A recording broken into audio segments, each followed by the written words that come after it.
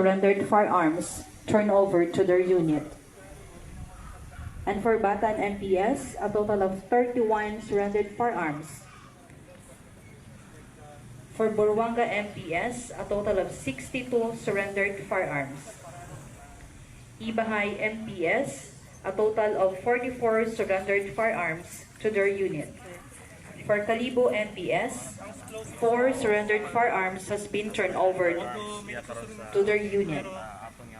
Libakaw MPS, a total of 42 surrendered firearms has been turned over or for Lezo MPS, a total of 42 surrendered firearms has been turned over to their unit.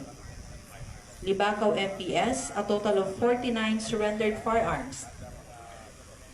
Madalag MPS, a total of 92 surrendered firearms has been turned over. Makato MPS, 23 surrendered firearms has been turned over. For Malay MPS, a total of 5 surrendered firearms. For Malinaw MPS, a total of 99 surrendered firearms has been turned over. For Nabas MPS, a total of 34 surrendered firearms. New Washington MPS, 11 surrendered firearms. For Numancia MPS, 40 surrendered firearms. Tangalan MPS, a total of 50 surrendered firearms to their unit, with a total number of surrendered firearms of 978.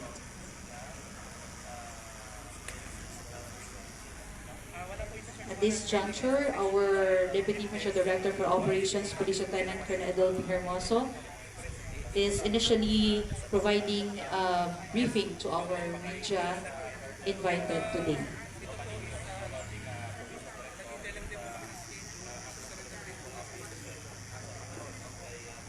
At this point, may we request our provincial officers and our officers coming from the stations for a photo opportunity along with our DPDO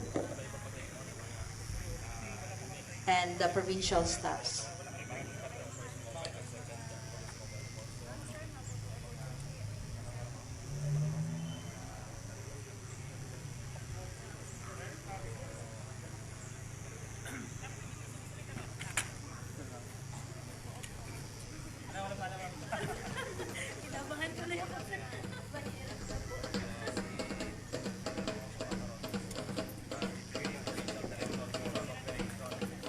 Okay, photo ops with our officials, Aklan Police Provincial Office, mga kasimanwa. Sa ilo lang kita.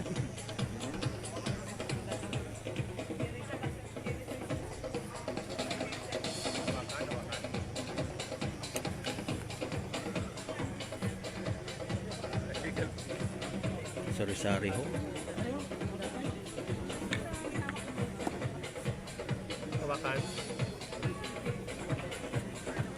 Again, natin yung nasaksihan makarama kasi mano live sa Aklan Police Provincial Office mga nirong presentation and display of surrendered firearms accomplishment from 2023 to 2026.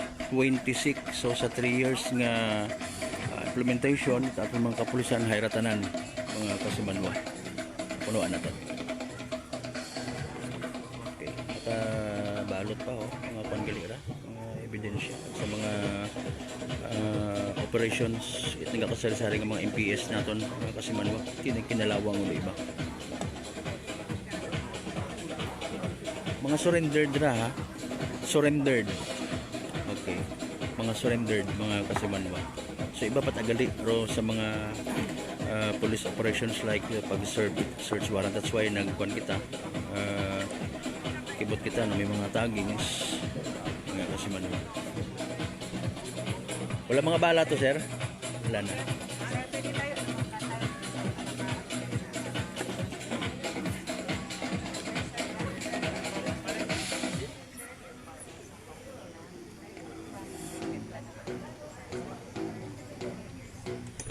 Sa Resolga, tanaw para mga baril.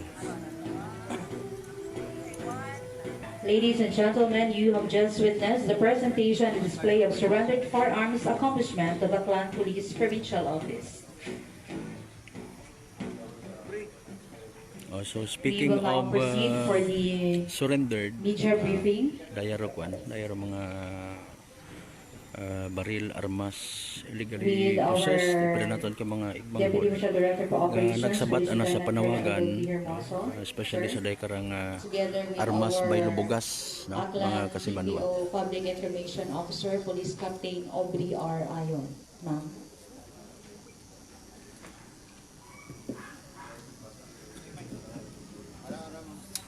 Okay, mamati kita. Before we proceed for our media briefing, please be advised to our media invited for today to kindly introduce yourself and your stations you represent, and we will be having our one question, one follow-up.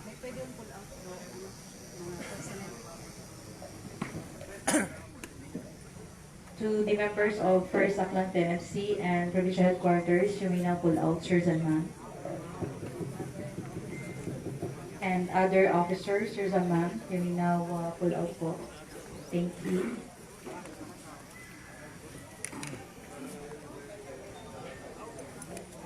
So once again, to our media present for the day, we'll be having our media briefing with our DPDO, Police Lieutenant Colonel Adel P. Hermoso, together with our S3, our Chief Provincial Operations Management Unit, Police Major Jose Mark Anthony Kisuga, and our Provincial Public Information Officer, Police Captain Aubrey R. Ayon.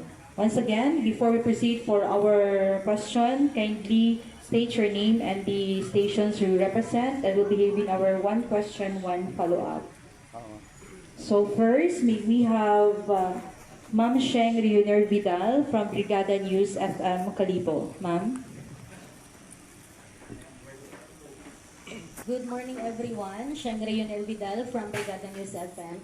Kay Sir Hermoso, sir, what happens sa firearms po after they are surrendered sa PNP po natin, sir? Pag nag-surrender po yung sa from the barangay, pag nag-surrender po yan dito sa PNP, dinodocument po namin yan. And then, especially po yung mga walang yan, kung kanino po nanggaling ang armas, alam po yung type, basta lahat ng details. And then also, in-ensure po namin sir na ma'am na ako yan, na kumbaga, bine-verify din po namin yan sa forensic, kung nagamit po yung armas sa certain incident or crime. Panglat lang galing. And then kung wala naman po siya, for safekeeping po dinedeposit po namin yan sa police station. Ngayon katulad po nito, once na dinedeposit po namin yan, nire-require po kami ng regional office na surrender po yung mga firearms na po sa natin sa RCSU 6 sa Camp Delgado. So same, mag-undergo po yan ng mga documentation and process before po namin yung surrender po doon sa RCSU. So naghihintay na lang po kami dito ng date kung kailan po namin i-turn over po yung sa RCSU. But temporarily, tatago po namin po dito po sa PPO. Kay Ma'am Ayon, Ma'am, dudaya nga mga gin-surrender ng mga armas ay pamatuod baga nga effective sa ato nga kampanya kontra sa loose firearms o maskin hanggang paginatan mga pabaskugon na ato nga kampanya. Thank you, Ma'am. Ma'am, good morning. Good morning sa tanan nato ng media friends nga present pa karon. Dahil nga ma'am nga mga numero nakita naton nga mga firearms sang kapamatuod ra nga mabasko guro aton nga kampanya against those firearms. Ag tama ron ma'am, despite nga may mga makarakita kaabo nga mga nabuo nga loose firearms nga dahil nga naman mabi kung bukon it dahil sa kooperasyon, willingness it atong mga pumuyo nga mag-surrender, hindi naton ma-achieve do daya kaabo. So but then, padayon gihapon do atong pag-implementar it daya nga campaign naton against loose firearms, padayon gihapon do atong information dissemination, atong paghinyo sa atong mga pumuyo, especially ray nga may ginahuktan nga mga armas luthang. Ag syempre, padayon do amon nga paghinyo man sa kinyo ma'am, especially sa mga media partners naton nga mabuligan kami sa mga information disseminations against campaign namon against those firearms, ma'am. Thank you so much, ma'am. Thank you so much, Ma'am Sheng. Next is Ms. Era Joy Briones of Calibo Cable News. Good morning, everyone. I'm Erin G. Briones from Kalibuki Movies. Sir, how does showing surrender firearms prove the campaign is helping keep the community safe and peaceful po? Once na nag-surrender po yung ating mga tao ng firearms, marami pa tayong nape-prevent na crimes. Saan po pa pwedeng magamit yung firearms na yan? Pwede siya magamit sa robbery. Pwede siya magamit sa homicide and murder. So, yun po yung mga nape-prevent po natin ng mga incidents. And at the same time, pwede po natin, yung mga firearms na to, na-verify natin kung meron ba talagang, kung nagamit ba ito sa mga certain incidents. So, meron po tayo ditong forensic unit na pwede makatulong sa atin. So yun po, more on ano po tawag dito, proactive approach po ito. Kumbaga, this is to prevent crimes na pwede pang mangyari using firearms. And for this, I think, from January 1 to date, we have only one shooting incident dito sa province of Aklan. One of the lowest in Region 6. And we have more than 5 search warrants na nakandak ng ating units from the mobile forces and police stations. So, ibig sabihin, more on proactive approach po yung ginagawa ng ating PNP personnel para ma-prevent po natin yung shooting incident. And isa na po dito yung pag-surrender ng firearms. So, ito po yung tinatawag natin na soft approach. Pag sinabi natin na soft approach, ito yung pag-surrender ng firearms, pag-deposit. Pag sinabi naman po natin hard approach, ito po yung pag-conduct po natin law enforcement operations like search warrant, bakal sika, and others. So, positive ano po ito sa amin, positive impact not only sa PNP but also sa community. Follow-up question to sir. What does the display of surrender firearms tell the public about teamwork between the police and personal community? Ito po pinapakita po nito yung cooperation between the PNP and the public. So, yung trust and confidence po ng public sa PNP is naipapakita dito. So, sa part po naman namin sa PNP, ginagawa po namin lahat para at least ensure po natin na safe yung ating province of Aklan, especially on this proactive approach of surrendering firearms by the public to the PNP. Thank you so much, ma'am. Next, to provide questions from Radyo Todo Aklan. Sir, sa mga monitor po natin dito, sir, sa Aklan, mga ilang percent pa po sa tingin ninyo yung mga meron pang mga hinawakan mga loose firearms? So sa ngayon po is wala po tayong concrete na data kasi mahirap po mag-estimate. We have only sa part po ng PNP, meron na tayong tinatawag na loose firearms estimate that we cannot But wala pong definite na number pa na eh. Loose firearms kasi katulad po nito, meron pa tayong mga firearms dito na improvise lang. Hindi po natin yan kumbaga matatansya kung ilan po yung gumagawa mo.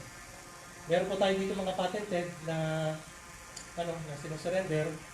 Meron po tayong master list niyan from the RCSU at yun po yung tinatapak natin. Niraramend sila na mag-renew ng kailangan firearms kasi ngayon po is na-extend na yung yung validity ng aircraft and the station from 5 years or 10 years. 5 years kung meron pa minor infraction, 10 years kung wala naman. So, kumbaga, as to the registered firearms, meron po tayong record yan. But as to the others na sabi natin na estimate na mga loose firearms, so more lang po kami, more on estimated lang. Sir, isa po, kanina po sir, sabi niyo may mga improvise, may mga improvise tayong mga firearms dito. May namomonitor ba tayo sir sa Aklan na mga gumagawa ng mga firearms or nag-aayos ng mga firearms sir? Sa ngayon sir, continuous pa yung natin, yung ating intelligence monitoring. But kung may monitor po kami, especially manufactured na ganito sir, kinakandakan po natin ng yung law enforcement operation, especially conduct of search warrant. So, katulad po na sinabi mo kanina, marami po tayo na conduct na search warrant. Kasi kung Una-una, yung pinakatakan po natin sa Sean at lalong-lalo na po yung mga reported man ng papaputok. So how much po kung may monitor po kami na nagmamanufacture, sigurado po yan. Makanakan po natin ang enforcement operation. Thank you so much, Sir Ferdy Vicencio of Radyo Todo Aklan. Next is Sir Ariel Colas of XFM Talibo, sir. Sir, good morning po. No?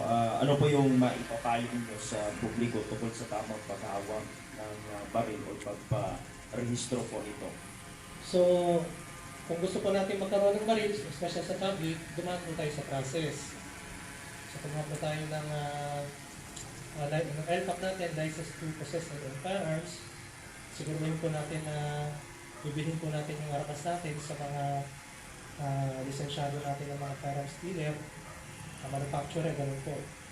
And then, basta ganun po yun, parang ano rin pa yun, parang nagdadrive ka rin ng sasakyan. Meron kang driver's license, and registrado yung baril mo. Ganun din po sa firearms. Yung NTAP is parang yung pinaka-license mo, NTAP at yung baril mo, registrado din. So, dalawa. So, although may process po na and requirements na binibigay yung ating RCSU, pero ano po yung reasonable naman siya. Especially yung mga nare-require nila ng mga papeles. And hindi na po katulad na dati na, pabalik-balik ka pa sa RCSU, meron na po tayong online registration na. So, i-upload mo na lang po yung mga requirements. Ano na lang po? Ano naman sir yung mensahe ninyo sa iba pang may mga hawak ng hindi lisensyadong mga baril? So sa mga humahawak po ng mga hindi lisensyadong baril, so in-advise po namin sa kanila na i-surrender po sa nearest police station, especially kung hindi naman, especially kung hawak-hawak lang naman nila yan at kumbaga natatakot sila na meron silang hawak na armas, i-surrender lang po. So sa mga po natin, doon po sa may mga legal na hawak ng armas, kung inakala nila na mag-expire naman ng kanilang mga LCAP and firearms registration, as early as 6 months before expiration, pwede naman nila mag-process. Kasi once na expire po yan, makonsider po yan na loose firearms. So kami naman po sa PNP, kinoconsider naman po namin lahat basta nag-surrender ng firearms, ng deposit, kinikitan po yun ng PNP natin. So tinutulungan actually, tinutulungan po sila mag-process ng ayos. So, ganun po yung ginagawa ko. Thank you, sir. Next is from K5 News FM Talibo, Ms. Regeline Carnino. Good morning, everyone. Sir and Ma'am, in relation sa naunang question, ano ang mangyayari in case na ma-find out natin na yung mga baril na ito may crime pala na na-involved or nagamit pala sa crime? Ano yung sanction ng tao na yun na turn over, sir? Especially about shooting incident, so magiging one of the magiging questionable siya. Either he will be magiging person of interest siya, either he will be suspect on that incident, or nagamit yung firearms na yun, either pinahiram niya, or pinagamit niya. So ganun po yung mga circumstances, although malawak po yung but once na nalaman po natin gusto nyo may hawak ng firearms, especially kung kanina nakapangalang firearms, especially at merong shooting incident, magkakaroon po tayo ng lead. Kung sino po yung suspect in that certain incident. Ganun po. Sir, another question. Sa mga deposited firearms, sir, na walang license, may timeline ba tayo na before na makuha ng owner once na ma-renew na? What if hindi siya naka-renew ng LCAP at ibang mga licenses na kailangan? Ano ang mangyayari sa baril na deposit po? Yung mga baril na nakadeposit, yung mga papel po yun na nag-expire, for safekeeping po muna sa police station. And then, nire-report po namin sa station. Kasi po, ganito po yan. Ang primary office for this pag-surrender firearms and pag-deposit is RCSU. However, dahil kulang po yung kanilang personnel, so tinatakbo nila yung police station natin para tumulong sa kanila na pag-deposit ng firearms. So once na ma-deposit po yung firearms, especially yung mga may papel naman pero nag-expire, nire-report po namin yan sa RCSU. Ngayon po, kung at a certain period, hindi ko na po ma-recall kung ilang years, Naghihintay lang po kami ng directive from RCSU kung kailan po namin yung isusurrender po sa kanila. Ganun po. Usually, may problem po dito yung nagtatagal po na mag-renew is yung mga nagta-travel abroad. So yung usually po yung mga problem na hindi ako nakakapag-renew ng firearms registration. Thank you, sir. In addition, sa K5, sir. Yes, sir. Good morning. Sir, the presentation and display of the firearms is an indication na maraming gusto magkaroon ng firearms. Yes po. Kasi mas marami pa ito siguro. Sa ating PNP, sir, wala po tayong programa na mas mapadali natin yung mga gustong magkaroon ng firearms. Although, we're under the law na dapat ating sundin at proseso. Sa ngayon po, wala tayong programa sa mga munisipalidad na yung gusto talaga na magkaroon ng firearms, bigyan natin ng pagkakataon. Kasi sa nakikita natin is talagang napakamarami, sir. So ito po yan. Sa ngayon po, wala pa tayong tinatawag na firearms amnesty. So, I think presidente po yung declare. Ngayon naman po, kung namomonitor nyo po sa ibang provinces, ang ating pong RCSU, nagkakandak po sila ng LTAP caravan. Kapag magiging one-stop siya. So, all we have to do is yung LGU is mag-request po sa RCSU for the conduct of LTAP caravan. Kumbaga, katulad nito, ipunin natin sa isang lugar, sa isang munisipyo. So, magkakaroon po yan ng one-stop shop. Meron pa yung new exam and other documentary requirements na re-require ng RCSU. Isang araw, 2 araw, depende kung gaano po katagal yung kanilang nire-require po, kung gaano po karaming i-cater nila. So, meron po tayong tinatawag na LTAP caravan, kumbaga one-stop shop yun. Isa yung program po ng PNP para yung mga gustong kumuha ng firearms, mas mapadali yung process. So, all we have to do is especially sa LGU, is to request lang po yung kanilang intention sa ating RCSU. At the same time, sir, dapat in advance, malaman din po natin ng RCSU natin ilan po yung i-cater nila para po yung tamang dami ng personnel na gagamitin. Kasi it also involves medical meron po tayong neuropsychiatric exam. So kailangan, para yun po, makadala din po doon sa area na yon. And then within the certain period of time na binigay nila, matapos po yung process. Ganun po. Sir, pala po, sa ganitong mga karaming firearms, sa pag-conduct po natin investigation, marami pong gunsmith dito po sa probinsya ng Aklan, sir. Kasi lahat sila marunong gumawa ng firearms. So, hindi po natin masasabi na maraming gunsmith dito. Katulad ng sinabi po namin sa inyo, most of our search warrant operation is nag-extend po yung sa reported na mga nagpapaputok sa barangay nila. Na especially nagpaputok sa barangay, nagpapakita ng baril. So, agad-agad kinakandakan po ng police operations yan ng atin. Search warrant operation. So far, sir, sa ngayon, wala pa kami na-monitor na gunsmith. But rest assured, sir, na once na may na-monitor po kami, is kakandakan po ng police operations, especially search warrant. Katulad na sinabi ko kanina, yung simple lang na ng armas and then pagkaumuto, kinakandakan na po natin yan ng search warrant operation. How much more po may ma-monitor po kami na gunsmith na unauthorized. Ganun po. Okay, so thank you so much, sir. So next to ask question is from Radyo Kalibo, Mr. Walt Nadura. Alright, good morning, sir. Ngayon nakikita natin, sir, yung malaki at napakaraming mga loose firearms dito sa probinsya ng Aklan. So, ang question ko po sa inyo, sir, ano po yung, what I mean is, sa inyo pong naging assessment, alin ang mas epektibo rito, sir? Mahigpit na operation or information campaign? Pareho, sir. So, ito, sir, nakuha through information operation. Yung pagkantak po natin ng coordination sa barangay, and then yung pagbisita po ng ating mga pulisan sa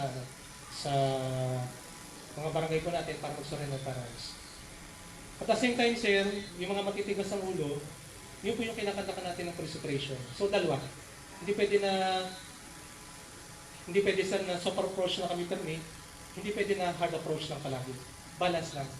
Kasi kung soft approach lang yan, sasabihin nila, ang police kakatok lang, tapos pwede natin di-surrender. Pero kung makita nila sir na despite doon sa kinakandak namin na soft approach, and meron pa talagang matitira sa ulo, kinakantakan po namin ng police operation.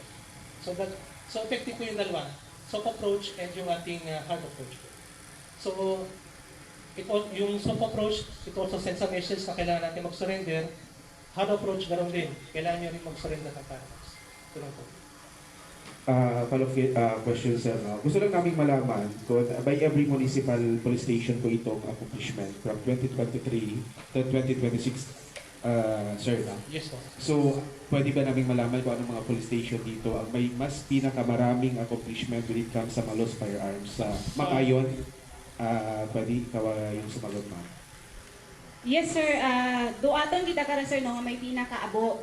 Actually bukod niyang that aton nga 17 municipal police stations, kundi credit pagidaya nga sir it atong daywang ka mobile force company, ro first APMFC naton agro second. Ro pinakamay abo para sir is do aton nga second mobile force company. And masunod ko ang aton nga first mobile force company kasi sa soft approach abi naton sir. Napaka-effective dadang program nga kung siin may inasandang inisyatibo nga bugas baylo armas nga kung siin naging anay mo ray prominent naging commendable imawra nga initiative naging obray first mobile at second mobile sir. And then sunod-sunod yun dahil kaon daton nga mga municipal police stations na una karon daton nga inaud Libakaw dahil naton karon masunod yung Dumalinaw, Rumadalag.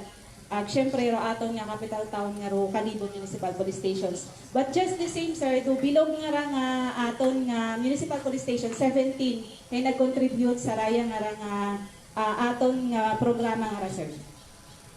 Thank you so much, sir. Next is from GMA Kalibo, Ms. Joy Mendoza. Good morning, ma'am and sir. Paano na pa sa Alima it mga civilian, rubaya nga mga loose firearms, maskin pangaling may naga-exist kita nga gun laws, no? Ano ro mga challenges, ma'am and sir, it aton ka mga kapulisan sa pagtunto nagpagkumpiska itry ka ng mga loose firearms? Yes ma'am, thank you sa pangutana ma'am no. Daya nga ra nga mga loose firearms na agtura kagabanan ma'am no daya base sa amon nga information nag-interview nga ginkandak sa mga nag-surrender nga raya nga rahay ginbaligya man ganda. Uwa pagkikitat na establish nga doon nga ni habag ina ni sir nga sanda mismo ro nag-obra. Aside abi sa mga pilang bato nga mga improvised tag atong ginahambal nga mga homemade baga nga ron pero bukon imount makaron ka abo. So doon nga mga ginpangbakal mananda. And then padayon gihapon man daaton ko nga magtumod kung siingit nanda bakal kasi karabanan karamam kung makita naton mga luma nga karabanan di karangara. So duyon para sa bato sa mga ginaatubang naton nga challenges, masayran gid akong sinday naghalin at kung paano naton padayon nga mapatapna ro pag-circulate daya nga nga mga loose firearms nga raman. Sa aton ka nga record ng follow-up question lang, ano ka ro high-powered firearms naton nga Makati? May iya di kita nga mga long firearms nga naton ma'am no, nga mga minimal malangman daan nga numbers pero wa naton gina-discredit ro haiga agro value nga mabuo naton dahil nga maipa-surrender naton sa aton nga mga owners. Thank you so much, ma'am. And lastly, may we have from Energy FM Kalibo, Sir Malbert Talida. Good morning, sirs and moms. Kasi Manuang Malbert from Energy FM Kalibo. Sir, Sir Hermoso, Yes. napansin lang ho natin, hindi ho yata pareho or magkakaiba itong nadi-display rito kasi may mga naka-plastic, yung iba is hindi ho. Ano yung pinag-iba niyan, sir? Ano yun sir? Ano ba yun sir? Nakaseparate kasi yun sa per station para ma-distinguish lang po namin. So, yung iba po dyan is yung ibang, masyadong maingat yung ibang station, so pinalastic nila. But lahat po yun is meron tag para malaman po natin anong station surrender para po at least madali po namin ma-identify. And for identification purposes na po talaga yun sir. Sir, nakikita naman ho natin dito with all due respect and credit sa lahat ng effort ng ating mga kapulisan, maaaring sabihin natin na sa ganito karaming mga illegally possessed na mga baril, maaaring sabihin na yung tao rito sa Aklan walang tiwala sa mga pulis natin kasi nga gagawa na lang namin ng paraan, sa aming kamay na lang ilalagay yung justisya, something like that. On the other hand, sa dami rin itong mga surrendered na mga firearms, it could be a very good response from the community na isusurrender namin itong mga baril kasi may tiwala kami sa mga pulis namin. Reaction dito sir. Ito po pag-surrender ng firearms it is a sign na merong tiwala yung ating public sa PNP. And hindi lang po yan kasi katulad sinabi ko kanina, this is a proactive approach. Proactive. Kumbaga inuunahan na natin yung topic natin before pa na yung hawak nilang armas, before pa nila magamit sa krimen. Through our information operations, surrender na nila. And also napapasalamat dito kami sa barangay kasi sila yung mamunguna sa pag-encourage sa public na i-surrender ng firearms. Ngayon po, yun po yung una. But, katulad sinabi ko rin kanina, meron talagang matitigas ang ulo, nagpapaputok, nagpapa-display ng baril. Yun po yung kinakandakan natin ng search warrant operation. So, for this last week, nakakandak po sa bahay. And then yesterday, nakakandak po yung ating provincial office dito sa May Kalibo. So, sa amin naman sir, once na may nakita po kami na mga ganun na situation, hindi na po kami naghihintay na i-surrender pa yung firearms. Kakandakan na po yung police operations po.